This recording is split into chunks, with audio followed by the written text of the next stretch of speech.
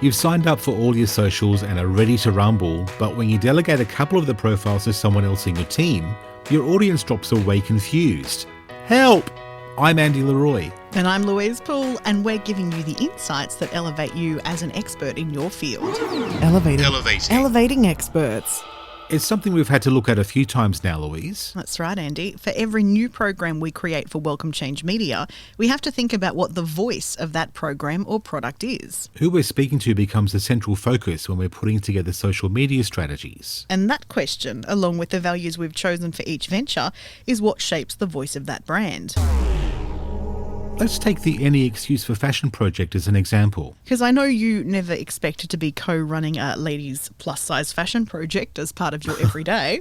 True. But the thing I'm really committed to is being faithful to the voice you've created for the project since you started it. And this is true for elevating experts for Welcome Change Media as well. And while we don't want to ignore our stellar personalities, certain conversations are best had in a way your audience is happy to receive them. That's right. For example, while it's perfectly reasonable for me, or whoever's posting to Any Excuse for Fashion, to reply to nasty trolls with sassy comments, that same tone on the Welcome Change Media socials would sound extremely out of place. Unless that's something we chose to incorporate as the voice of Welcome Change Media. Which we haven't. But we could if we wanted to.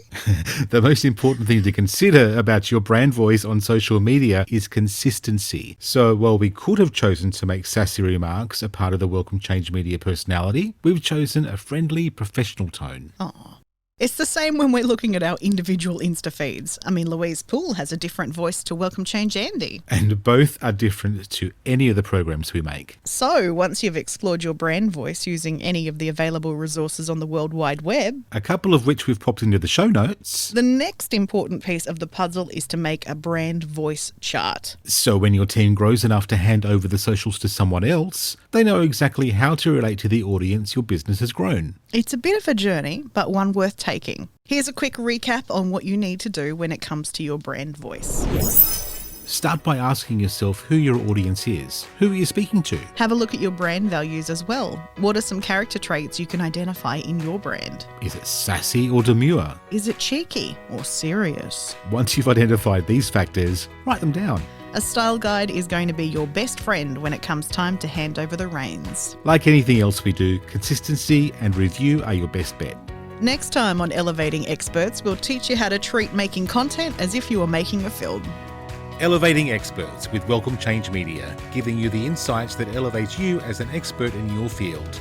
Mondays, Wednesdays and Fridays. Check our show notes and website for more information on today's topic.